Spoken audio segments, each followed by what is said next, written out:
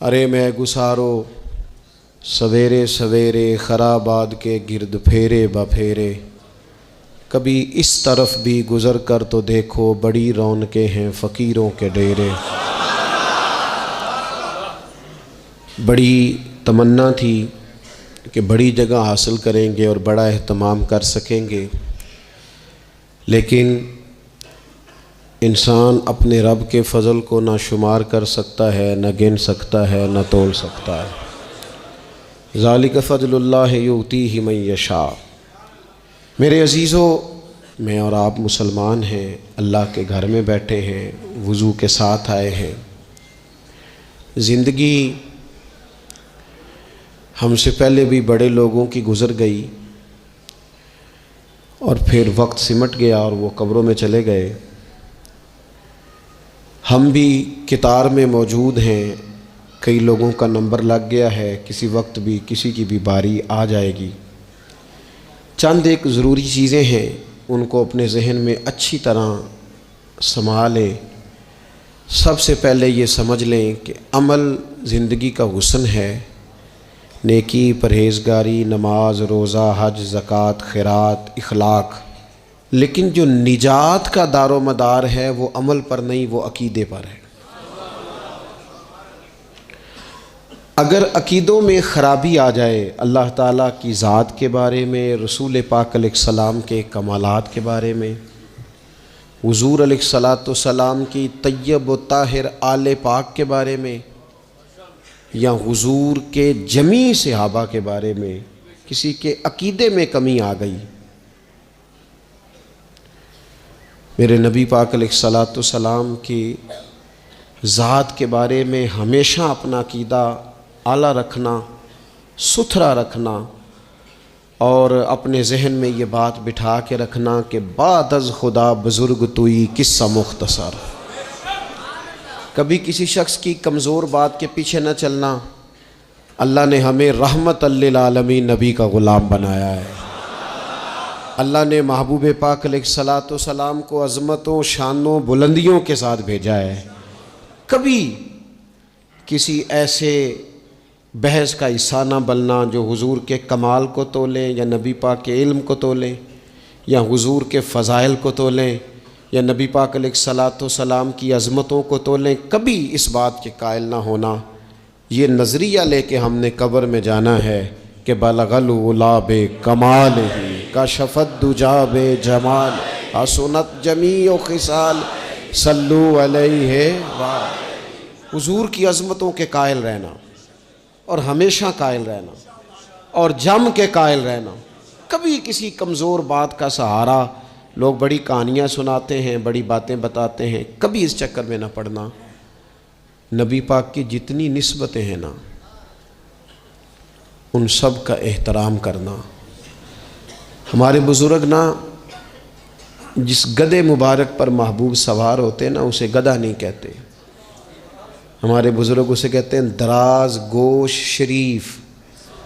دراز گوش فارسی میں لمبے کانوں والے کو کہتے ہیں چونکہ اس گدھے پر حضور سوار ہوئے ہیں، اب اس کو دراز گوش شریف کہنا ہے۔ کہتے ہیں کبھی کو مٹی تھوڑی محبوب کریم علیہ السلام کے قدمین شریفین کے قریب آئے تو یہ نہیں کہنا قدموں کو مٹی لگ گئی، کہنا کچھ مٹی حضور کے قدم چومنے لگی، مٹی حضور کے قدم چومنے لگی۔ کبھی بات کرنا ہوتی تو کہتے کہ بیماری آئی تھی محبوب پاک سے فیض لینے کے لیے۔ تو بہت احترام کے جذبات۔ اعلیٰ حضرت بریلوی رحمۃ اللہ علیہ کے سامنے کسی نے یہ شعر پڑھا تھا کہ شان یوسف جو دبی وہ بھی اسی در پہ دبی، تو فرمایا یہ تو کیا کہہ رہا ہے، حضور تو کسی کو دبانے آئی نہیں، تو کہ شان یوسف جو بڑی وہ بھی اسی در سے بڑی۔ پھر کسی نے کہا تھا وہ دو درخت تھے نبی پاک کے گنبد کے سامنے کھجوروں کے پرانے زمانے میں، تو کسی نے کہا تھا یوں ہیں درخت حضرت والا کے سامنے، مجنوں کھڑا ہو خیمہ لیلا کے سامنے۔ تو اعلیٰ حضرت فرمانے لگے تم نے حضور کے خیمے کو تشبیہ ٹھیک نہیں دی، تمہیں کہنا چاہیے تھا یوں ہیں درخت حضرت والا کے سامنے جیسے قدسی کھڑے ہیں عرش معلیٰ کے سامنے۔ کبھی بھی کوئی کمزور لفظ کمزور جملہ حضور سرور کہوں کہ مالک و مولا کہوں تجھے، باغ خلیل کا گلے زیبا کہوں تجھے، لیکن رضا نے ختم سخن اس پہ کر دیا، خالق کا بندہ خلق کا آقا کہوں تجھے۔ ایک تو یہ بات، دوسری بات یہ کہ بڑا افراط و تفریط کا دور آیا ہے، جس کو بھی لڑانا ہوتا ہے وہ مذہبی بنیادوں پہ لڑانا شروع کر دیتا ہے۔ مذہب کے نام پر لوگوں کو ایموشنل کرنا اور مذہبی بنیادوں پر تفریق پیدا کرنا، یہ بڑی گھناؤنی سازش ہوتی ہے۔ کبھی بھی کوئی ایسا کام نہ زندگی میں کریں، کبھی بھی، کہ جس کے اندر معاملہ اس طرح کا ہو۔ اپنا قد اونچا کرنے کے لیے کبھی بھی مذہب کا سہارا نہ لیں، اپنی ذاتی لڑائیوں کو کبھی مذہب کا رنگ نہ دیں، اس میں کبھی بھی دین کی بنیادوں کو نہ لے کے آئیں، کوئی ایسا کام نہ کریں۔ آپ کی کسی سے ذاتی دشمنی ہے تو اسے شمر یزید کہنے کی ضرورت نہیں ہے، آپ ذاتی بات کریں اس کے ساتھ جو کرنی ہے۔ نبی پاک علیہ الصلوۃ والسلام کے صحابہ اور اہل بیت کے نام پر لوگ ذاتی لڑائیاں لڑتے ہیں، خدا را اس سے بچو۔ یہ جو حضور کی اولاد پاک ہے نا، جو نبی پاک کی، میں اللہ کے گھر میں مسجد میں بیٹھا ہوں، میرے مرشد کی اولاد کیا اس دروازے سے جو گزر جائے وہ بھی میرے لیے قابل احترام رہا، اور میرے استاد صاحب کے بچے، میں آپ کو دیانتداری سے کہتا ہوں، کبھی آ جائیں تو مجھے سمجھ نہیں آتی میں بٹھاؤں کہاں، اس لیے کہ اصلاں نال جے نیکی کریے اور نسلاں تاک نہیں بھول دے۔ استادوں کے بچے آ جائیں تو بٹھانے کو جگہ نہیں ملتی، اگر استادوں کے بچوں کا یہ حال ہے تو رسول پاک کی اولاد کا کیا حال ہونا چاہیے۔ نبی پاک کی اولاد پاک کے بارے میں کبھی بھی اپنی طبیعت میں کوئی کمزور بات نہ رکھنا۔ نبی کریم نے فرمایا، اے اللہ یہ میرے حسن اور حسین ہیں، میں ان دونوں سے محبت کرتا ہوں، تو بھی ان سے محبت فرما۔ اور پھر محبوب فرمانے لگے، اے اللہ جو میرے حسن حسین سے محبت کرے تو ان سب سے بھی محبت فرما۔ جس طرح حضور کی اولاد پاک کا احترام کرنا ہے نا، بالکل اسی طرح میرے نبی پاک کے صحابہ۔ زمانہ چراغ لے کے ڈھونڈے گا نا، وفا کی ساری تاریخیں جہاں دم توڑ جائیں گی وہاں سے جناب صدیق اکبر کا آغاز ہوتا ہے۔ دم توڑ جائیں گی جہاں ساری چیزیں، ابو بکر صدیق، جناب صدیق اکبر۔ او دوستو، اتنے بڑے لفظ نہیں ملیں گے کبھی بھی کہ حضور فرماتے ہیں میرے پاس جس کے پیسے آئے میں نے امانت سمجھ کے خرچ کیے، ابو بکر کے آئے تو میں نے اپنے سمجھ کر خرچ کیے۔ حضرت ابو بکر صدیق کی، اور پھر سیدنا فاروق اعظم۔ آپ نے بھی حدیث سنی ہوگی، میں نے، حضور نے فرمایا کہ شیطان عمر کو دیکھ کے رستہ بدل جاتا ہے۔ پہلے یہ حدیث پڑھا سنا کرتے تھے، اب اس طرح کا تجربہ ہوا ہے کہ بات ہی کھل گئی ہے۔ وہ صرف حضرت عمر کو دیکھ کے رستہ نہیں بدلتا، حضرت عمر کا نام بھی لے تو رستہ بدل جاتا ہے۔ یقین کریں ہم نے لوگوں کو رستے بدلتے دیکھا ہے، نام لے لیں حضرت عمر کا، شیطان رستہ بدل گیا۔ اور سیدنا عثمان غنی، پیک کرے صدق و صفا، منبع شرم و حیا، نور کی سرکار سے پایا دوشالہ نور کا، او مبارک تم کو ذوالنورین جوڑا نور کا۔ حضرت عثمان غنی، اور پھر مولا علی، شیر خدا، حال عطا، مشکل کشا، حضرت مولا علی شیر خدا۔ حضور نے بات ہی ختم کر دی۔ علیہ السلام نے فرمایا علی دنیا میں بھی میرا بھائی ہے، آخرت میں بھی میرا بھائی ہے۔ حضور کے جمیع صحابہ، جمیع، سن لیں، جمیع صحابہ بشمول کاتب وحی سیدنا امیر معاویہ رضی اللہ تعالیٰ عنہ تک، جمیع صحابہ، ہر ایک کا ادب، احترام اور روح اور دل سے اپنی طبیعت میں پیدا رکھنا۔ کبھی کسی چکر میں لوگ آپ کو فلسفہ سنائیں گے، فلسفہ تو لوگ ابا کے خلاف بھی سناتے ہیں، فلسفے کی رنگ میں تو لوگ یہ بھی کہتے ہیں کہ تیرا بھائی تیرا اصل میں دشمن ہے۔ فلسفے میں تو لوگ بڑی چیزیں لے آتے ہیں، تو لوگوں کی کہانیاں سن کے کبھی چکر میں نہ پڑنا، عقیدے کو مضبوط رکھنا۔ اور دوسری میں آپ حضرات سے گزارش کروں گا، اپنی زندگی سے کام لیں، اپنی زندگی کو بامقصد بنائیں۔ اس سے پہلے کہ وجود تھکنے لگے، بیمار ہونے لگے، کمزور ہونے لگے، ایسا وقت آ جائے کہ لوگ نمازیں بھی کرسیوں پہ پڑھنے لگے، اپنے آپ سے کام لیں، سخت محنت کا عادی بنائیں اپنے آپ کو، جد و جہد کریں۔ یہ ڈھیر ساری تعداد میں ان لوگوں کی دیکھتا ہوں جو کام نہیں کرتے، محنت نہیں کرتے۔ نبی پاک صلی اللہ تعالیٰ علیہ وآلہ وسلم کے سامنے سے ایک نوجوان گزرا، تو کچھ لوگوں نے کہا یا رسول اللہ صلی اللہ تعالیٰ علیہ وسلم، یہ مال کمانے کے لیے جا رہا ہے، کاش یہ اللہ کے راستے میں جہاد کے لیے سفر کرتا۔ تو حضور فرمانے لگے اگر یہ اپنے بچوں کی روزی کے لیے بندوبست کرنے جا رہا ہے پھر بھی اللہ کے راستے میں ہی ہے۔ ماں باپ، بہن بھائی، بیوی بچوں کے حقوق ادا کرنے کے لیے کوشش کر رہا ہے تو بھی اللہ کے راستے میں ہی ہے، اور اگر اس لیے کوشش کر رہا ہے کہ میں کسی کے سامنے ہاتھ پھیلانے سے بچوں تو فرمایا پھر بھی اللہ کے راستے میں ہی ہے۔ محنت کریں، جد و جہد کریں، سہارے نہ تلاش کریں، اور اپنی زندگی اس طرح کی محنت والی بنائیں کہ آپ تھک جائیں شام کو۔ ایک لمبی تعداد ہے لوگوں کی جو کام نہیں کرتی، کوشش نہیں کرتی، تگ و دو نہیں کرتی۔ کوئی بھی آپ کسی شعبے سے بھی وابستہ ہیں، بجائے اس کے کہ دوسرے شعبے کو ٹھیک کرنے کی کوشش کی جائے، ہم جس شعبے میں ہیں ہم اس شعبے میں محنت کریں، کوشش کریں۔ میں اس نتیجے پہ پہنچا ہوں کہ جو ٹائم انسان بچاتا ہے نا آرام کے لیے، اس ٹائم میں بے پناہ سستی اسے گھیر لیتی ہے۔ ہم چھوٹے ہوتے تھے بچپن میں، اسکول سے ایک چھٹی کرتے تھے پھر دوسری کرنے کو بھی دل کرتا تھا، دوسری کرتے تھے پھر تیسری کرنے کو بھی دل کرتا تھا۔ گاڑی اسی کا نام ہے جو چلتی رہے، ڈیوٹی اسی کا نام ہے جو ہمیشہ کی جائے۔ زندگی میں مسلسل جد و جہد کریں گے، مسلسل کام کریں گے، اس کا نتیجہ یہ نکلے گا کہ آپ محسوس کریں گے کہ آپ کا وجود جو ہے وہ بڑی صلاحیتوں والا ہے، وہ بیکار نہیں ہے۔ مسلسل کام۔ آپ انبیاء کرام علیہ السلام کی زندگی دیکھیں، صحابہ کی زندگیاں دیکھیں، اہل بیت کی دیکھیں، اولیاء اللہ کی دیکھیں، بزرگان دین کی دیکھیں، آپ دیکھیں کہ انہوں نے کام کتنا کتنا بڑا کیا ہے۔ ہم کبھی ان کو پڑھتے ہیں تو حیران ہو جاتے ہیں کہ یار اتنے مختصر وقت میں اتنا زیادہ کام تو ممکن ہی نہیں۔ اعلیٰ حضرت رحمۃ اللہ علیہ نے 1000 کتاب لکھ دی، امام بخاری نے پوری دنیا میں گھوم کر احادیث جمع کر کے ایک جگہ پہ اکٹھی کر دی، اور پھر اصول وضع کر دیے حدیث پاک کے کہ حدیث کس طرح قبول کی جائے گی، پھر اس میں فرق کر دیا کہ صحیح کون سی ہے، متواتر کون سی ہے، حسن کون سی ہے، ضعیف کون سی ہے، موضوع ہو تو پھر اس کے قاعدے کیا ہیں۔ اتنا کام بزرگوں نے کر دیا۔ جد و جہد تھی زندگی میں، مسلسل ڈیوٹی کرتے تھے۔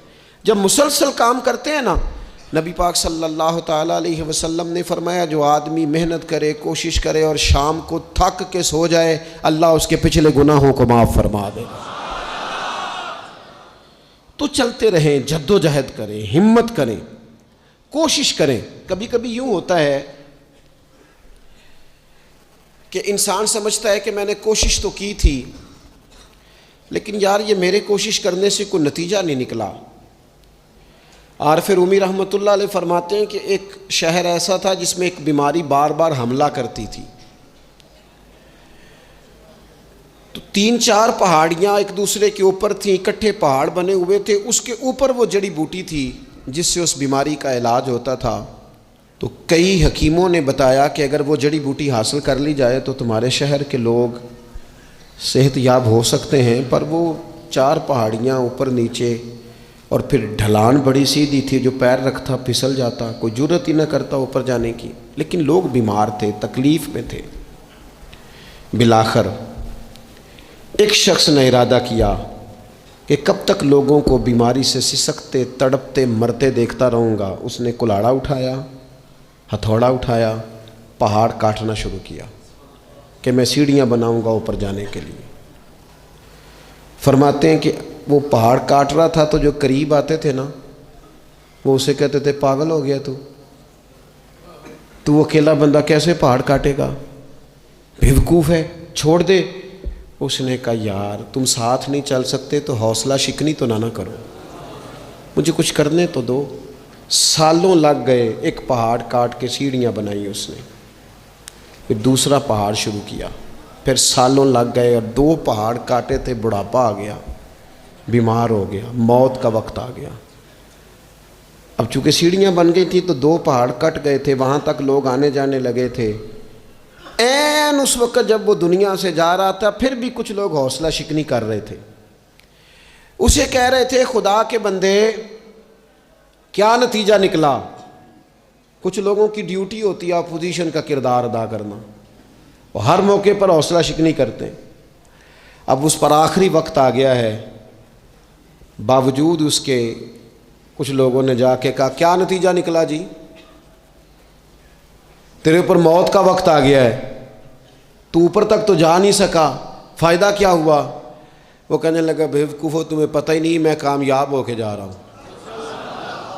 انہوں نے کہا کس طرح؟ کہنے لگا میں نے آدھا سفر آسان کر دیا ہے، اب جو میرے بعد آئے گا نا اسے صفر سے نہیں شروع کرنا پڑے گا، میں نے آدھا سفر اس کے لیے آسان کر دیا۔ وہ تیسرے پہاڑ سے شروع کرے گا اور 2 کاٹے گا تو جڑی بوٹی تک پہنچ جائے گا، لوگوں کو شفا ہونے لگے گی اللہ کے فضل سے۔ ہم پتہ کیا کرتے ہیں، بالخصوص میرے وطن کا رواج یہ ہے کہ لوگ آدھا سفر بھی آسان کرنے کو تیار نہیں، وہ کہتے نہیں سارا ہی فلانا کرے گا۔ جتنے انبیاء دنیا میں آئے نا میرے دوستو وہ سارے کامیاب گئے، لیکن کسی کے ساتھ 4 امتی، کسی کے ساتھ 10، کسی کے ساتھ 100، کسی کے ساتھ 200، لیکن نبی کامیاب گئے۔ کیوں؟ کہ اللہ تعالیٰ نے جو ان کے ذمے ڈیوٹی لگائی تھی وہ ڈیوٹی انہوں نے پوری ذمہ داری سے سر انجام دی۔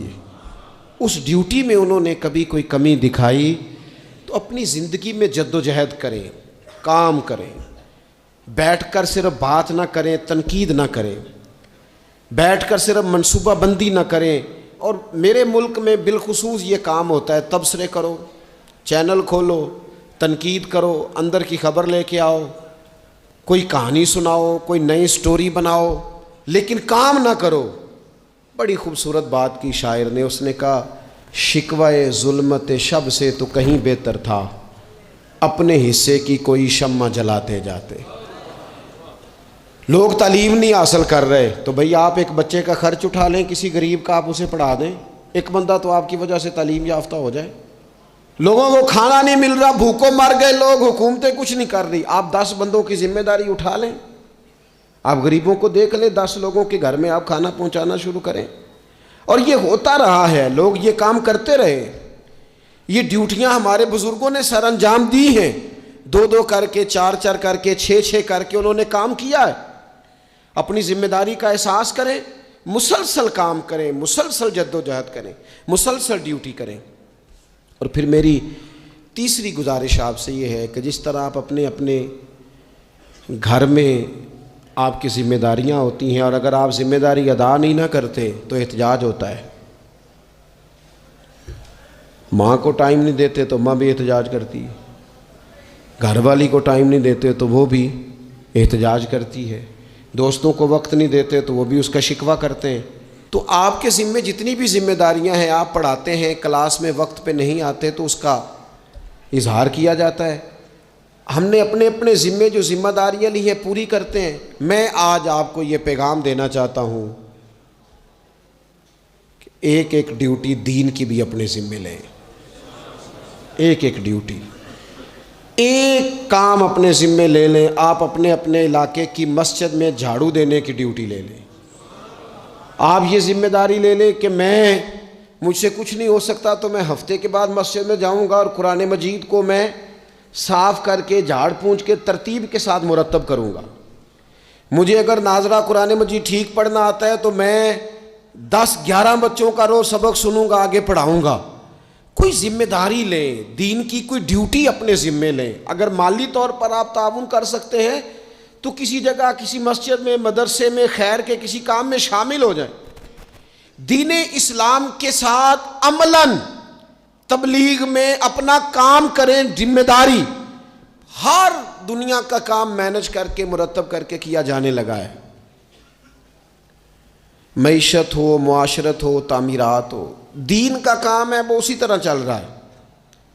محفل آ گئی برکت کے لیے محفل کر لو، جمعہ آ گیا پڑھ لو، تراویح ایک حافظ صاحب مقرر کر لو۔ بھئی آپ اس کو مینیج کریں، ساری دنیا میں چیزیں مینیج کی جاتی ہیں، آپ اسے مینیج کریں۔ آپ خطیب صاحب سے فرمائش کریں کہ مجھے آپ جمعے والے دن اس موضوع پر کچھ سنائیں۔ آپ مسجد کے امام سے اس بات کی فرمائش کریں کہ آپ تراویح میں جو قرآن مجید سنائیں گے مہربانی کریں ہمیں اس کا خلاصہ بھی بیان کر کے سنائیں۔ آپ تھوڑی کوشش کریں گے تو آپ دیکھیں گے کہ بیان کرنے والوں کا بھی ذوق بڑھے گا، کچھ تھوڑی ذمہ داری کا احساس کریں۔ صحابہ کرام نے بڑی منصوبہ بندی کے ساتھ دین پھیلایا، بڑی جد و جہد کی۔ انہوں نے دیکھا کس علاقے میں ہم نے جہاد کے لیے جانا ہے، کس میں تبلیغ کے لیے جانا ہے، کس علاقے میں کس طرح کر کے ہم نے ڈیوٹی سر انجام۔ مصر میں ایک شہر ہے اس کا نام ہے فسطاط، وہ کہتے ہیں گھونسلے کو، پرندوں کے گھونسلے کو۔ حضرت سعد بن ابی وقاص رضی اللہ تعالیٰ عنہ اپنی فوجیں لے کے وہاں گئے تھے۔ آپ نے وہاں خیمہ لگایا، کچھ دن وہاں قیام کرنا تھا، آپ کا وہاں خیمہ تھا۔ وہاں آ کے کبوتر بیٹھنے لگے، ایک کبوتری نے انڈے بھی دے دیے، وہاں گھونسلہ بن گیا۔ اب آپ جب وہاں سے ہجرت کرنے لگے آگے بڑھنے لگے تو دل میں خیال آیا کہ خیمے اکھاڑتے ہیں چلتے ہیں۔ جب وہ خیمے اکھاڑنے لگے تو دیکھا اوپر تو گھونسلہ بنا ہے، اس میں تو کبوتر رہتے ہیں، ان کے بچے بھی ہیں۔ حضرت سعد بن ابی وقاص نے 2 فوجیوں کے ذمے لگایا، فرمایا یہاں تم پہرے دار بن کے کھڑے ہو جاؤ، یہ خیمہ اکھاڑا نہیں جائے گا، اس کو یہیں لگا رہنے دیں گے تاکہ یہ کبوتر جو ہیں انہیں تکلیف نہ ہو۔ وہ 2 فوجی وہیں رہے، خیمہ لگا رہا، وہاں پانی کا بندوبست کیا جاتا رہا، خوراک کا بندوبست کیا جاتا رہا۔ قریب بستیوں سے جب لوگوں نے دیکھا یہاں لوگ موجود ہیں تو لوگوں نے وہاں آ کے مکان بنانے شروع کر دیے۔ وہ ایک پرندے کے گھونسلے کی حفاظت کے لیے کچھ دیر 2 سپاہی رکے تھے، اللہ نے وہاں پورا شہر آباد فرما دیا ہے۔ تو آپ ایک گھونسلے کی حفاظت شروع کریں، انشاءاللہ شہر آباد ہو جائیں گے۔ لیکن ہم گھونسلوں کی حفاظت کرنے کو بھی تیار۔ اب چوتھی بات آپ کی خدمت میں عرض کرنی ہے، ایک ضروری کام بڑی توجہ کے ساتھ آپ نے سمجھنا ہے، تھوڑا سا اس کے پس منظر کو سمجھ لیں۔ جو آیہ کریمہ میں نے تلاوت کی ہے اس کا حصہ بھی اسی میں آئے گا۔ دنیا کا نظام 2 طریقوں سے چلتا ہے، ایک ہے نظام اسباب اور ایک ہے نظام غیب۔ ایک نظام اسباب سے چلتا ہے کہ آگ جلاتی ہے، پانی ٹھنڈا کرتا ہے، انسان ماں باپ کے ملاپ سے پیدا ہوتا ہے، دنیا نظام اسباب سے چلتی ہے اور اسی ترتیب سے نظام آگے چل رہا ہے۔ اور ایک ہے نظام غیب، جب اللہ اپنی رحمت کا فیصلہ فرمائے تو ایک نظام وہ بھی ہے۔ وہ کیسے ہے؟ آگ جلاتی ہے لیکن جب رب چاہے تو حضرت ابراہیم کے لیے ٹھنڈی ہو جاتی ہے۔ یہ کیا ہے؟ یہ نظام غیب ہے۔ نظام اسباب یہ ہے کہ ماں باپ کے ملاپ سے اولاد پیدا ہوتی ہے، اور اگر رب چاہے تو حضرت عیسیٰ علیہ السلام کو بغیر باپ کے بھی پیدا فرما دیتا ہے۔ ہم جو مسلمان ہیں ہماری ساری کی ساری توجہ نظام اسباب پہ ہو گئی ہے۔ اسباب پورے جمع کرو لیکن اپنے رب کی بارگاہ کی طرف رجوع بھی کرو۔ کئی دفعہ اسباب سارے بندے کے ہاتھ سے چھوٹ جاتے ہیں، پھر اسے ضرورت ہوتی ہے دست غیب کی، اللہ اس کی مدد کرے۔ جو آیہ کریمہ میں نے قرآن مجید کی پڑھی ہے اس میں اللہ کریم نے فرمایا یا ایھا الذین آمنوا توبوا الی اللہ توبۃ نصوحا، اے ایمان والو اپنے رب کی طرف رجوع کرو، اپنے رب کی بارگاہ میں توبہ کرو، پر توبہ سچی کرنا، رجوع الی اللہ کرو، اللہ کی طرف رجوع کرو۔ بعض اوقات سارے نظام ختم ہو جاتے ہیں، نظام اسباب، اس وقت ضرورت ہوتی ہے رجوع الی اللہ کی کہ نظام غیب آئے۔ حضرت سارہ رضی اللہ تعالی عنہا جو جناب ابراہیم علیہ السلام کی اہلیہ ہیں، آپ ایک رستے سے گزر رہی تھیں، حضرت ابراہیم علیہ السلام آپ کے ساتھ تھے، تو جس رستے آپ تشریف لے جا رہے تھے اس رستے میں بادشاہ بڑا ظالم تھا، وہ معاذ اللہ تعالیٰ ثم معاذ اللہ عورتوں کو گرفتار کر لیتا اور اپنی بدباطنی کا ثبوت دیتا۔ وہاں سے جناب سارہ گزری، مسند امام احمد بن حنبل سے یہ حوالہ عرض کر رہا ہوں، حضرت سارہ کو اس نے گرفتار کر لیا۔ جب وہ جناب سارہ کی طرف بڑھنے لگا تو اب وہ جتنے اسباب تھے نا اس وقت کے وہ سارے اختیار کیے گئے، لیکن اس بادشاہ سے جان نہیں چھوٹی۔ جب وہ بڑھنے لگا تو جناب سارہ نے پھر رب کریم کی طرف رجوع کیا، مصلی پہ بیٹھ گئی، کہنے لگی مالک اب تو ہی کرم فرمانے والا ہے۔ آپ نے اس درد سے دعا فرمائی کہ وہ بادشاہ زمین پر بے ہوش ہو کے گرا اور تڑپنے لگا، قریب تھا کہ وہ مر جائے۔ تو حضرت سارہ پھر مصلی پہ بیٹھیں اور اپنے مالک کی بارگاہ میں عرض کرنے لگی مالک اگر یہ مر گیا تو مجھ پہ الزام آئے گا کہ میں نے مارا ہے، اسے مارنا بے ہوش ہی فرما۔ وہ بے ہوش ہو گیا، تھوڑی دیر کے بعد ہوش آیا تو پھر آپ کی طرف بڑھنے لگا تو آپ نے پھر اللہ کی جانب رجوع کیا۔ جب دوبارہ رب کریم کی جانب رجوع کیا تو پھر وہ بے ہوش ہوا۔ کئی دفعہ وہ کوشش کرتا، لیکن آپ جب اپنے مالک کی بارگاہ میں ہاتھ اٹھاتی تو بے ہوش ہو کے گر پڑتا۔ بالآخر آپ سے معافی بھی مانگی، آپ کو آزاد بھی کیا۔ ایک وقت ایسا آتا ہے جب سارے اسباب جواب دے جاتے۔ ہم مسلمان ملک میں رہتے ہیں، کچھ باتیں بڑی خوب ہیں۔ میں نے دیکھا ہے کہ ڈاکٹر جب سمجھ آتا ہے نا کہ رپورٹس، ادویات، ٹیسٹ اب اس نتیجے پہ پہنچ گئے ہیں کہ شاید یہ مریض بچے گا نہ، تو چونکہ مسلمان ملک ہے تو میرے وطن کے ڈاکٹر ایک خوبصورت جملہ بولتے ہیں، مجھے بڑا پسند ہے۔ وہ یہ نہیں کہتے اب کچھ نہیں ہو سکتا، وہ کہتے ہیں آپ دعا کریں۔ کیا مطلب کہ اب رجوع اللہ کا وقت آ گیا ہے۔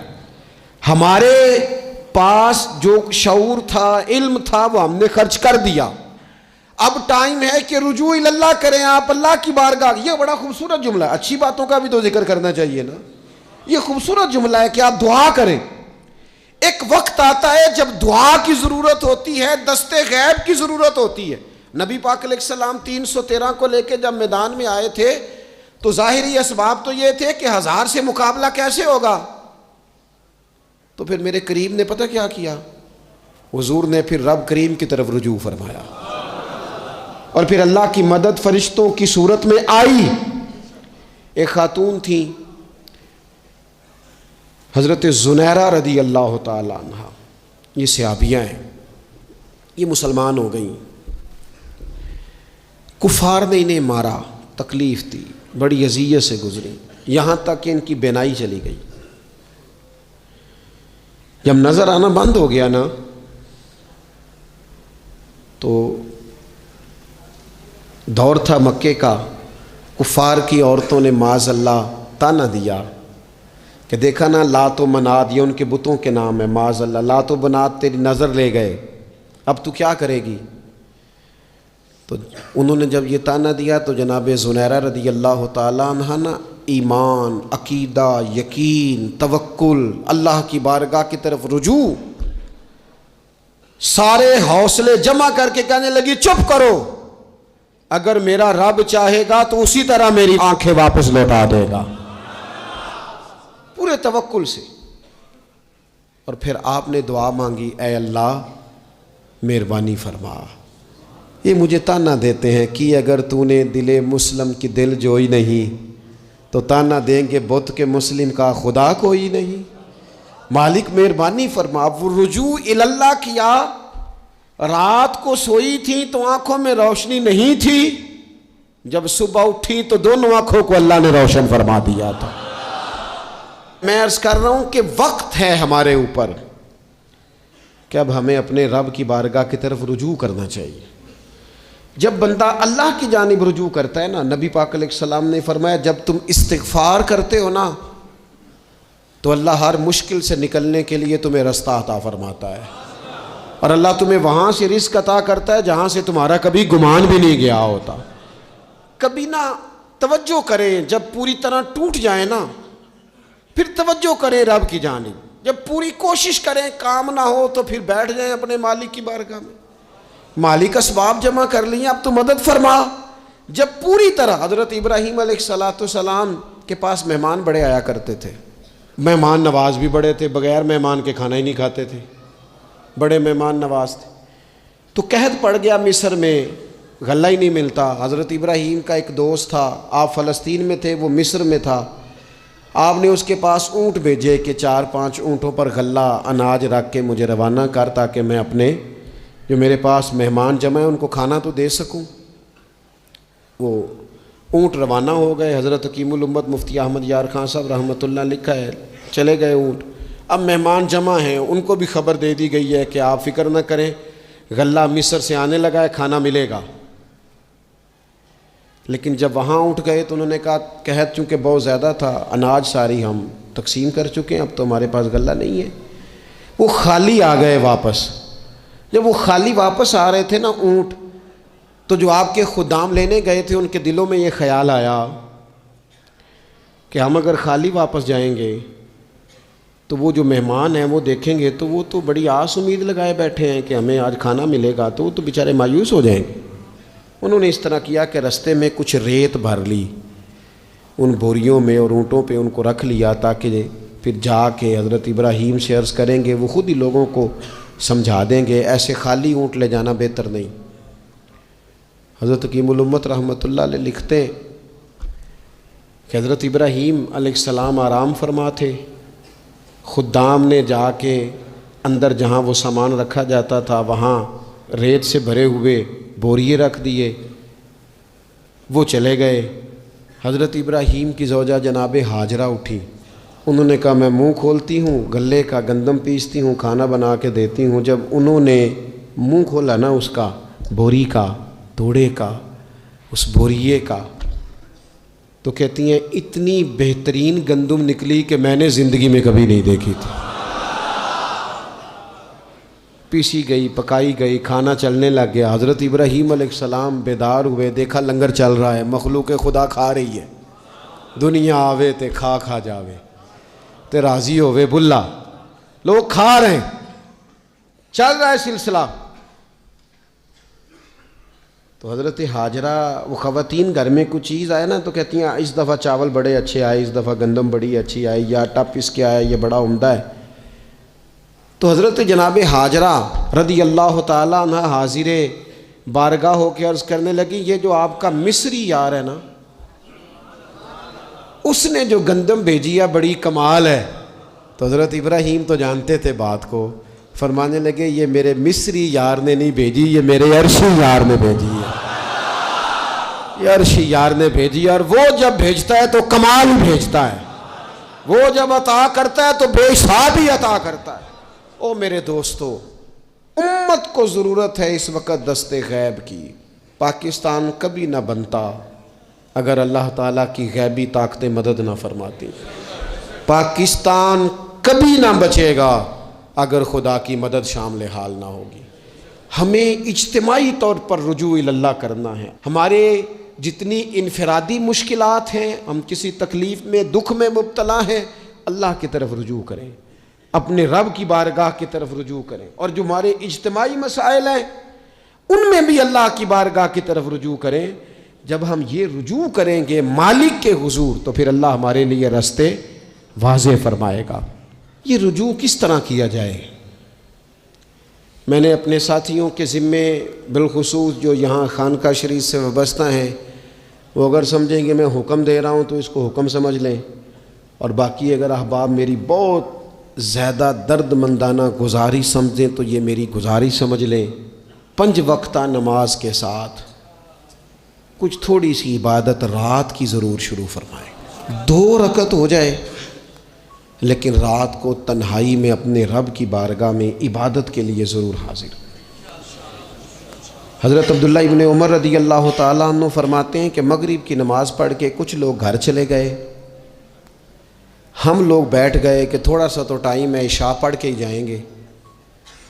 فرماتے ہیں اللہ کے محبوب علیہ السلام بھی تشریف لے گئے۔ تھوڑی دیر کے بعد محبوب اس تیزی سے تشریف لائے کہ مقدس سانس پھولا ہوا محسوس ہو رہا تھا۔ ہم نے عرض کی یا رسول اللہ ہمارے ماں باپ قربان، کیا ہوا؟ تو محبوب فرمانے لگے کیا کر رہے ہو؟ عرض کی یا رسول اللہ نماز سوچا ہے چلو تھوڑا سا تو ٹائم ہے، بیٹھتے ہیں اللہ اللہ کرتے ہیں، عشاء پڑھ کے جائیں گے۔ تو محبوب فرمانے لگے میرے پاس جبریل امین آئے ہیں، انہوں نے آ کے عرض کی یا رسول اللہ آپ کے غلام مسجد میں بیٹھے ہیں عشاء کی نماز کے انتظار میں، اور رب فرشتوں کے سامنے ان پر فخر فرما رہا ہے۔ یہ جو عبادت ہے نا نفلی، یہ طاقتور کرتی ہے بندے کو۔ حضور فرماتے ہیں کہ جب بندہ نفل پڑھتا ہے تو اللہ فرماتا ہے پھر تو میں اس کے ہاتھ بن جاتا ہوں، پیر بن جاتا ہوں، آنکھیں بن جاتا ہوں۔ کیا معنی کہ اس میں خدائی طاقتیں آ جاتی ہیں، دوست مرید بھی ہوتے ہیں، سلسلوں میں بھی داخل ہوتے ہیں۔ عبادات کا مزاج نہیں بناتے، کچھ نوافل کا ذہن ضرور بنائیں، رات کو کچھ ٹائم ضرور اللہ اللہ کریں، اپنی زندگی کا اسے معمول بنا لیں۔ اور 3 وظیفے آپ کی خدمت میں عرض کرنے ہیں۔ سخت مشکل جب آتی تھی نا تو صحابہ پڑھا کرتے تھے حسبنا اللہ و نعم الوکیل، نعم المولا، پڑھیے گا حسبنا اللہ و نعم المولا و نعم النصیر۔ اس کا معنی بڑا خوبصورت ہے، بالکل سادہ سا مختصر سا معنی کریں نا تو اس کا معنی یہ ہے میرے لیے اللہ ہی کافی ہے، اللہ میرا مددگار ہے، اللہ بہترین مددگار ہے، اللہ بہترین کفایت کرنے والا ہے۔ اس وظیفے کو نہیں چھوڑیں اور اس کے معنی سمیت اس کو یاد رکھیں۔ آپ محسوس کریں گے طبیعت طاقتور ہو گئی ہے، روح طاقتور ہوگی، اس کو بھولنا نہیں۔ اور دوسرا آپ سے عرض کرنا ہے کہ اعلیٰ حضرت چونکہ ہم سلسلہ طریقت میں فاضل بریلوی سے وابستہ ہیں اور باقی جتنے بھی لوگ ہیں سارے ماشاءاللہ انہی سے وابستہ ہیں، اعلیٰ حضرت نا لا حول ولا قوت الا باللہ العلی العظیم پڑھنے کی بڑی فضیلت بیان کرتے ہیں۔ یہ ایسا وظیفہ ہے جو سب کو آتا ہے نا ماشاءاللہ۔ نبی پاک علیہ السلام نے فرمایا یہ اللہ کے عرش کے خزانوں میں سے خزانہ ہے۔ اعلیٰ حضرت فرماتے ہیں 99 دفعہ پڑھو لا حول ولا قوت الا باللہ العلی العظیم، فرمایا اللہ تعالیٰ تمہیں 99 بیماریوں سے شفا دے گا، اور اس میں سب سے چھوٹی بیماری ٹینشن کی بیماری ہے، سب سے چھوٹی بیماری غم کی بیماری ہے، چھوٹی، باقی بڑی بڑی ہوں گی۔ اس وظیفے کو نہیں آپ نے چھوڑنا اور یہ پابندی کرنی ہے، کریں گے انشاءاللہ تعالیٰ۔ اور تیسرا وظیفہ ہے درود پاک۔ یہ بندہ درود پاک پڑھتا ہے تو پتہ ہوتا کیا ہے، ایک بار پڑھو تو 10 رحمتیں، 2 بار پڑھو تو 3 بار پڑھو تو 4 دفعہ پڑھو تو پھر تو چاروں جانب رحمت ہی رحمت ہو جاتی ہے۔ درود پاک کو کبھی نہ چھوڑو اپنی زندگی میں۔ آج آپ اپنے آپ سے عہد کریں کوئی رات ایسی نہ گزرے کہ درود پاک پڑھے بغیر ہمیں نیند آ جائے۔ یہ ذہن بنا، یہ 2 وظیفے اور تیسرا درود پاک۔ چوتھی بات آپ کی خدمت میں یہ عرض کرنی ہے کہ رمضان شریف آ گیا ہے۔ رمضان شریف کا قرآن پاک سے اس لیے گہرا تعلق ہے کہ شہر رمضان الذی انزل فیہ القرآن، رمضان کا وہ مہینہ ہے جس میں اللہ نے قرآن نازل فرمایا ہے۔ اس ماہ مقدس میں قرآن مجید کے ساتھ اس طرح کی دلچسپی پیدا کریں کہ جن کا ناظرہ ٹھیک نہیں ہے وہ قرآن مجید ناظرہ ٹھیک کریں، اور جن کا ناظرہ درست ہے وہ کنز الایمان لے لیں، خزائن العرفان تفسیر لے لیں، اور ایک رکوع کم از کم صبح میں، ایک شام میں، اور پورا پارا پڑھیں، پھر تو لطف نصیب ہو جائے گا۔ تھوڑا سا نا دلچسپی پیدا کریں قرآنی علوم کے ساتھ، بڑی خشکی ہے، بڑے شعر یاد ہیں، بڑی کہانیاں یاد ہیں، بڑی باتیں یاد ہیں، پر قرآن پاک کے ساتھ ہماری وہ دلچسپیاں موجود، خاص ذوق پیدا کریں قرآنی تعلیمات کے ساتھ۔